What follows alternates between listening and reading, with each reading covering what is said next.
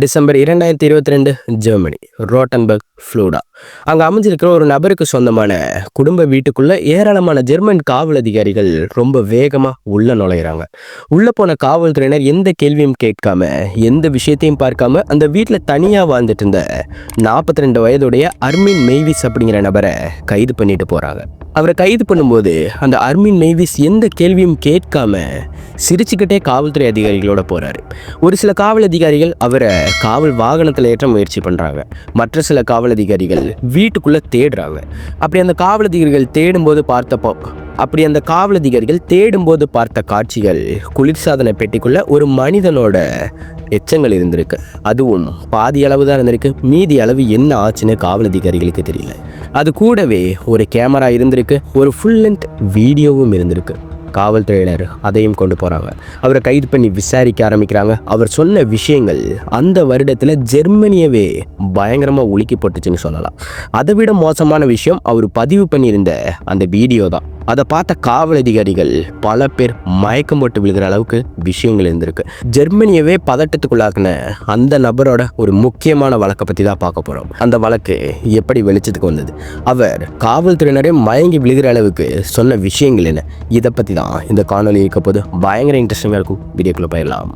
இந்த நிகழ்வு எங்கேருந்து ஆரம்பிக்குதுன்னா, ஆஸ்திரியாவை சேர்ந்த ஒரு மாணவன் கம்ப்யூட்டரில் அடிக்கடி டாட் வெப்சைட்குள்ளே போய் அவனுக்கு தேவையான விஷயங்களை பார்க்கறது உண்டு, ஒரு சில விஷயங்களை கேட்கறது உண்டு. இதை ஒரு வழக்கமாக வச்சிருந்த அந்த மாணவன் அன்றைய நாளின் மாலை பொழுதுலையும் அதே மாதிரி அந்த டார்க் வெப்சைட்குள்ளே போகிறாரு.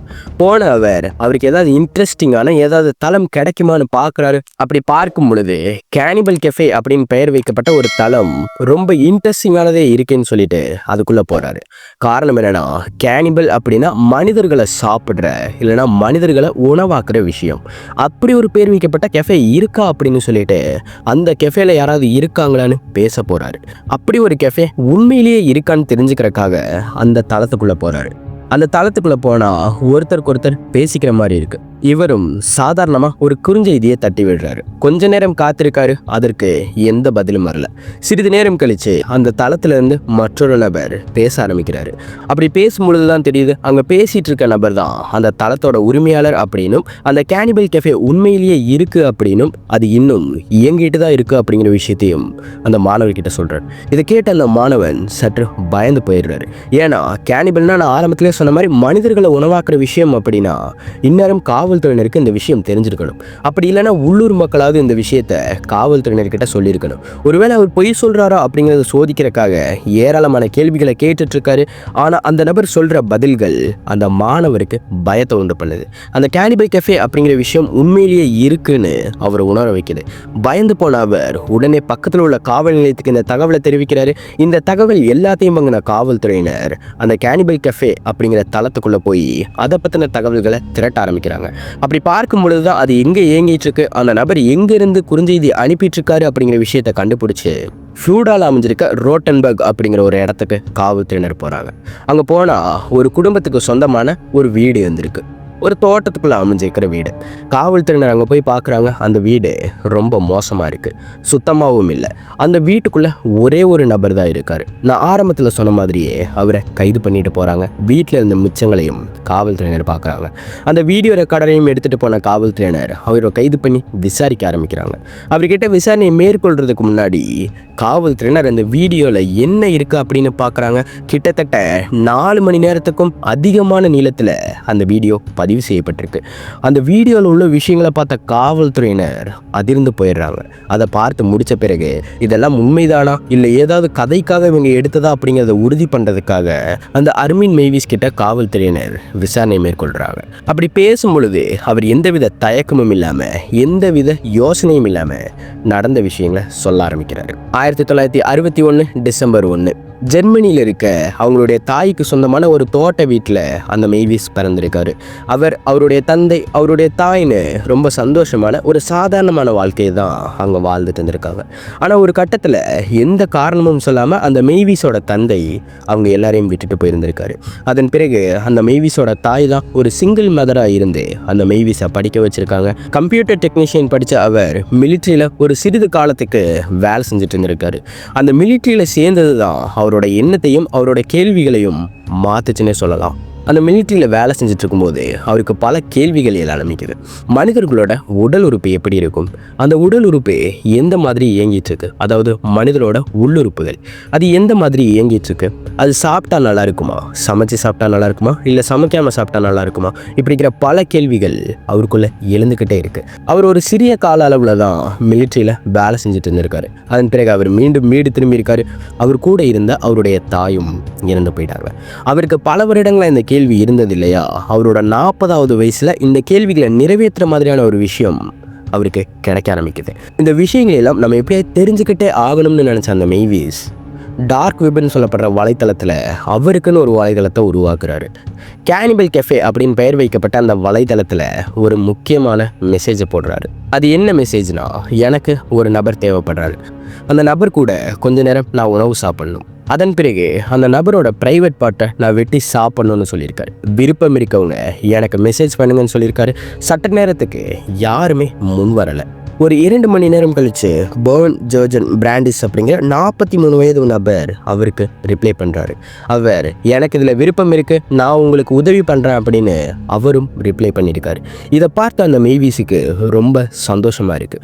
ஒரு குறிப்பிட்ட நாளை சொல்லி அந்த நாள் அன்னைக்கு நீங்கள் என்னோட வீட்டுக்கு வந்துருங்கன்னு ஃப்ளூடால் அமைஞ்சிருக்க அவருடைய தாய்க்கு சொந்தமான தோட்ட வீட்டை அவர் குறிப்பிடுறாரு. சாஃப்ட்வேர் இன்ஜினியராக இருந்த அந்த பிராண்டிஸுக்கு ஏகப்பட்ட மனநல பிரச்சனைகள் இருந்திருக்கு. அடிக்கடி டிப்ரெஷனில் இருக்க ஒரு நபர், ஓரின சேர்க்கையில் அடிக்கடி ஈடுபடுற நபர், தனிமையை விரும்பக்கூடிய நபர்னு ஏராளமான விஷயங்கள் அவருடைய மனநிலையை ரொம்பவே பாதிச்சிருந்திருக்கு. இதனாலவோ என்னவோ அவர் போட்ட அந்த மெசேஜுக்கு பிராண்டிஸ் ஒத்துக்கிட்டு இருந்திருக்காரு. சாஃப்ட்வேர் இன்ஜினியராக அந்த பிராண்டிஸ் ஜெர்மனியோட பெர்லினில் வாழ்ந்துட்டு இருந்திருக்காரு. இவங்க 2 பேரும் சில நாட்களாக பேசிட்டு இருந்திருக்காங்க. ஒரு கட்டத்தில் மார்ச் 9ஆம் தேதி நம்ம சொன்ன விஷயத்த நம்ம நிறைவேற்றலான்னு அந்த மெய்வீஸ் அவருக்கு மெசேஜ் அனுப்பிச்சிருக்காரு. அந்த பிராண்டிஸும் அதற்கு ஒத்துக்கிட்டு இருந்திருக்காரு. மார்ச் 9ஆம் தேதியோட மாலை நேரத்தில் அந்த மெய்வீஸுக்கு சொந்தமான வீட்டுக்கு அந்த பிராண்டிஸ் வராரு. வந்த அவரை வரவேற்கிற மாதிரி அந்த மெய்வீஸ் சற்று மதுவை அவருக்கு கொடுத்துருக்காரு. அதன் பிறகு 2 பேரும் ஏதாவது சிறிய சிறிய உணவுகளை சாப்பிட்டுக்கிட்டு ரொம்ப நேரம் பேசிட்டு இருந்திருக்காங்க. அதன் பிறகு அந்த மெய்வீஸ் சரி இப்போ நம்ம ஆரம்பிக்கலாமா அப்படின்னு சொல்லிட்டு அந்த பிராண்டிஸ் கிட்ட கேட்டிருக்காரு. அந்த பிராண்டிஸும் தொடங்கலாமே அப்படின்னு சொல்லியிருக்காரு. அதை சொன்ன பிறகு அந்த பிராண்டிஸ் ஒரு கேமராவை எடுத்து இங்கே நடக்க போகிற விஷயங்களை நான் ரெக்கார்ட் பண்ண போகிறேன், அப்போ தான் அதை உங்களுக்கு நான் போட்டு காட்ட முடியும்னு அவர்கிட்ட சொல்லியிருக்காரு. அந்த பிராண்டிஸும் அதற்கு ஒத்துக்கிட்டு இருந்திருக்காரு. சட்ட நேரம் கழித்து அந்த குளியல் அறைக்குள்ளே போன இருவரும் பேசிக்க ஆரம்பிக்கிறாங்க. அந்த பிராண்டிஸை குளியல் தொட்டிக்குள்ளே அமரும்படி அந்த மெய்வீஸ் சொல்லியிருக்காரு. அந்த குளியல் தொட்டி முழுக்க தண்ணியால் நிரப்பப்பட்டிருக்கு. அந்த பிராண்டிஸும் உக்காந்துருக்காரு. சற்று நேரத்திலேயே நான் ஆரம்பிக்க போகிறேன் அப்படின்னு சொல்லிட்டு அந்த மெய்வீஸ் அந்த பிராண்டிஸோட ப்ரைவேட் பார்ட்டை கட் பண்ணார். அந்த நேரத்தில் அந்த பிராண்டிஸோட உடலில் இந்த ரத்தம் பயங்கரமாக போக ஆரம்பிக்குது. அந்த குளியல் தொட்டியில் அந்த தண்ணி முழுவதும் சிவப்பு நிறத்தில் மாறிச்சு. ரத்தம் நிறையா போகவும் அந்த பிராண்டிஸ் மயங்கி விழுந்துடுறாரு. அதெல்லாம் கண்டுக்காத அந்த மெய்வீஸ் அந்த ப்ரைவேட் பார்ட்டை எடுத்துகிட்டு போய் கட் பண்ணி சாப்பிட்லான்னு ஒரு சிறிதளவை சாப்பிட்றாரு. ஆனால் அவரால் அதை சாப்பிட முடியல. அதுக்கு காரணமாக அவர் சொல்கிறது, அது ரொம்ப வலுவலுன்னு இருந்தது, என்னால் சாப்பிட முடியலன்னு சொல்லியிருக்காரு. அதனால அதை கிரில் பண்ணி சாப்பிட்லான்னு அவரோட வீட்டுக்கு பின்னாடி அமைஞ்சிருக்க ஒரு தோட்டத்தில் போய் அதை கிரில் பண்ணி சாப்பிட்றதுக்கான விஷயங்களை அவர் பண்ணிட்டு இருந்திருக்காரு. அவரும் கிரில் பண்ணிட்டு இருந்திருக்காரு. ஆனால் அவர் ஏதோ ஒரு விஷயத்தில் கவனக்குறைவாக இருக்கவும் அந்த ப்ரைவேட் பார்ட் பயங்கரமாக கருகி போயிடுது. சுத்தமாக சாப்பிட முடியாத நிலையில இருந்தால் அந்த ப்ரைவேட் பார்ட்டை நம்ம எதுக்கு இனி சாப்பிடணும்னு நினச்ச அவர் அதை தூக்கி அவருடைய நாய்க்கு போட்டிருக்காரு. அந்த நாயும் சாப்பிட்ருக்கு. இந்த விஷயங்கள்லாம் முடிஞ்ச பிறகு அந்த பிராண்டிஸை வந்து பார்க்குறாரு. அவரை எழுப்ப முயற்சி பண்ணுறாரு. ஆனால் அந்த பிராண்டிஸால் எந்திரிக்க முடியல. காரணம் இல்லைன்னா அவருக்கு வழி தெரியாமல் இருக்கணும் அப்படிங்கிறதுக்காக அந்த விஷயம் நடக்கிறதுக்கு முன்னாடியே ஒரு சில தூக்க மாத்திரைகளை அவருக்கு கொடுத்துருக்காங்க. அந்த தூக்க மாத்திரைகளையும் சாப்பிட்டு ரத்தம் அதிகமாக போகவும் மயக்க நிலையிலும் இருந்தனால அவர் கிட்டத்தட்ட அவர் கோம நிலைக்கு போயிட்டாரோன்னு இந்த மெய்வீஸ் நினச்சிருந்திருக்காரு. இனிமேல் அவர் உயிரோடு இருந்து என்ன பண்ண போகிறாரு அப்படின்னு நினச்ச அந்த மெய்வீஸ் சற்றும் எதிர்பார்க்காத நேரத்தில் அந்த பிராண்டிஸோட மார்பில் கத்தியை குத்துறாரு. ஏற்கனவே ஏராளமான இரத்தப்போக்கு ஏற்பட்ட அந்த பிராண்டிஸ் மார்பில் கத்தியை குத்தவும் அங்கேயும் இரத்தப்போக்கு ஏற்பட்டு அந்த குளியல் தொட்டிலேயே இறந்து போயிட்டாரு. அதன் பிறகு அவரோட உடலை கிழிச்சு அவரோட உடலில் உள்ள உள்ளுறுப்புகளை எடுத்து அந்த மேவிஸ் ஒவ்வொன்றா பார்க்க ஆரம்பிக்கிறார். ஓ, இதெல்லாம் இப்படி தான் இருக்குமா, இதெல்லாம் இந்த மாதிரி தான் வேலை செய்யுமா அப்படிங்கிற விஷயங்களை கொஞ்சம் கொஞ்சமாக பார்த்துட்ருக்காரு. ஒரு கட்டத்தில் அந்த பிராண்டிஸோட உடலை என்ன பண்ணலான்னு யோசிச்ச அவர் அதை நம்ம புதைச்சிடலாமான்னு சட்ட நேரம் யோசிச்சுட்டு இருந்திருக்காரு. ஆனால் திடீர்னு என்ன நினச்சாருன்னு தெரியல, அந்த உடலை குளிர்சாதனை பெட்டியில் வச்சு சேமிக்க ஆரம்பிச்சிருக்காரு. இது எல்லாத்தையுமே அவர் கேமராவில் வீடியோவாக ரெக்கார்ட் பண்ணிட்டு இருந்திருக்காரு. அவர் எதற்காக அந்த பிராண்டிஸோட உடலை பதப்படுத்தியிருக்காருன்னா, அவர் இனிமே அவருடைய உணவுக்கு மற்ற உணவுப் பொருட்களையோ மாமிசத்தையோ சாப்பிட போகிறது கிடையாது. அவர் உணவாக எடுத்துக்க போகிறது அந்த மேவிஸோட உடல் தான் அப்படின்னு அவர் முடிவு பண்ணியிருக்காரு. அந்த முடிவை எடுத்த பிறகு வெளியே போய் ஒரு பெரிய கத்தியை வாங்கிட்டு வந்து அந்த மேவிஸோட தலையை மட்டும் வெட்டி அந்த தலையை அவருக்கு வீட்டுக்கு பின்னாடி இருந்த தோட்டத்தில் புதைச்சி வச்சுருந்துருக்காரு. மற்றபடி அந்த பிராண்டிஸோட உடலை அவர் சேகரித்து வச்சுருந்துருக்காரு. அவர் நினச்ச மாதிரியே பல மாதங்களுக்கு அவரோட உடல்ல உள்ள பாகங்களை கொஞ்சம் கொஞ்சமா வெட்டி அதை சமைச்சு அதை ஒயின் கூட காலை மதியம் இரவு நேரம்னு 3 நேரமும் சாப்பிட்டுட்டு இருந்திருக்காரு. கிட்டத்தட்ட பல மாதங்களா இந்த விஷயங்களை பண்ணிட்டு இருந்திருக்காரு. 44 கிலோ எடையுள்ள அந்த பிராண்டிஸோட உடல்ல காவல்துறையினர் அந்த உடலை மீட்டெடுக்கும் போது 22 கிலோ தான் இருந்திருக்கு. மிச்ச 22 கிலோவை அந்த மேவிஸ் தான் சமைச்சு சாப்பிட்டு இருந்திருக்காரு. அந்த அளவுக்கு ஒரு மோசமான நபராக அவர் இருந்திருக்காரு. காவல்துறையினர் இதெல்லாம் கேட்டு ஷாக்கிங்காகி நிற்க அவர் சொன்ன விஷயம், அந்த கறி ரொம்பவே டேஸ்ட்டாக இருந்தது, ஆனால் ரொம்ப ஸ்ட்ராங்காக இருந்தது, கொஞ்சம் கடிச்சு சாப்பிட்றதுக்கு மட்டும்தான் கஷ்டமாக இருந்துச்சுன்னு காவல்துறையினர்கிட்ட சொல்லியிருக்காரு. ஆரம்பத்தில் இந்த வழக்கை நீதிமன்றத்துக்கு கொண்டு போனப்ப இந்த வழக்கை விசாரித்த மேன்ஸ்லாஃப்டர் நீதிமன்றம் அவருக்கு 8.5 ஆண்டு சிறை தண்டனை மட்டும்தான் விதிச்சது. காரணம் என்னன்னா, இந்த விஷயங்கள் எல்லாத்தையும் இவர் பண்ணியிருந்தாலும் அதற்கு அந்த பிராண்டிஸும் ஒரு காரணமாக தான் இருந்திருக்காரு. அவரோட விருப்பத்தின் அடிப்படையில் தான் இந்த விஷயங்கள் எல்லாமே நடந்திருக்கு அப்படிங்கவும் அந்த நீதிமன்றம் அவருக்கு 8.5 ஆண்டு சிறை தண்டனை மட்டும் விதிச்சது. ஆனால் 2005 விஷயத்தில் அவர் இந்த வழக்கை மேல்முறையீடு பண்ணார்.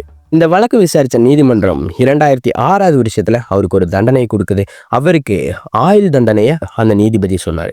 காரணம் என்னன்னா, என்னதான் விருப்பத்தோடு அவர் பண்ணியிருந்தாலும் அவர் வந்ததோ அவருடைய பிரைவேட் பார்ட்டை கட் பண்ணி எடுக்கிறதுக்கு மட்டும்தான். ஆனால் இந்த மேவிஸ் அவரை கொலை பண்ணி அவரோட உடலையே சமைச்சு சாப்பிட்டிருக்காரு. அப்படிங்கும்போது இது சாதாரணமான குற்றம் கிடையாது, இது ஏற்றுக்கக்கூடிய குற்றமும் கிடையாது. அதனால இவருக்கு ஆயுள் தண்டனை விதிக்கப்படணும்னு அந்த நீதிபதி தண்டனை எழுதினார். அதற்கு முன்னாடியாவது வெறும் 8.5 ஆண்டுகள் தண்டனை தான் அவருக்கு விதிக்கப்பட்டிருந்தது. ஆனால் இப்போ ஆயுள் தண்டனை விதிக்கப்பட்டிருக்கு. இந்த ஒரு வழக்கு அந்த வருடத்தில் ஜெர்மனி முழுக்க ரொம்ப பயங்கரமாக பேசப்பட்டு இருந்தது. கேனிபல் ஈட்டர்னு சொல்லிட்டு அந்த மேவிஸை எல்லாரும் கூப்பிட ஆரம்பித்தாங்க. அந்த வீட்டை பார்த்தாலே பயப்பட ஆரம்பித்தாங்க. அந்த வீடு சுத்தமாக இல்லை, குளியலறை சுத்தமாக இல்லை, அந்த வீட்டில் யாருமே இல்லாமல் இருக்கவும் ரொம்ப மோசமான மனநிலையில அவர் இருந்திருப்பாரு போல. தனிமையில் இருக்கவும் அவருடைய மனநிலை அவரை ரொம்பவே மாத்திருக்கு. அந்த மாதிரியான காரணங்கள்னாலதான் இவர் அந்த பிராண்டிஸை கொலை பண்ணியிருப்பாருன்னு காவல்துறையினர் சொல்றாங்க. இந்த வழக்கை பற்றின உங்கள் கருத்துக்களை கமெண்ட்டில் சொல்லிட்டு போங்க. இந்த வீடியோ உங்களுக்கு பிடிச்சிருக்கா, பிடிக்கலையா, நல்லா இருக்கா, நல்லா இல்லையா, இந்த மாதிரி எந்த விஷயம் தோணாலும் சொல்லிட்டு போங்க. அதே மாதிரி நாங்கள் ஒரு டாபிக் ரெக்கமெண்ட் பண்ணுறோம், அதை பற்றி பேசணும், எனக்கு ஏதாவது டாபிக் சொல்லணும்னு நினச்சிங்கன்னா அது என்ன அப்படிங்கிறதையும் கமெண்ட்டில் சொல்லுங்கள். அதை பற்றின வீடியோவை கூடிய சீக்கிரமே அப்லோட் பண்ண ட்ரை பண்ணுறேன். தேங்க்ஸ் ஃபார் வாட்சிங். Have a nice day. நம்ம இன்னும் நல்ல வீடியோவில் பார்க்கலாம். க்ரைம் ரிலேட்டடான வீடியோஸ் பார்க்குறவங்க ஃப்ரெண்டுக்கும் ஃபேமிலிக்கும் இந்த வீடியோவை ஷேர் பண்ணி அவங்களையும் பார்க்க சொல்லி சப்ஸ்கிரைப் பண்ண சொல்லி பெல் ஐக்கான் கிளிக் பண்ணி சொல்லுங்கள். நம்ம அடுத்த வீடியோவில் பார்க்கலாம்.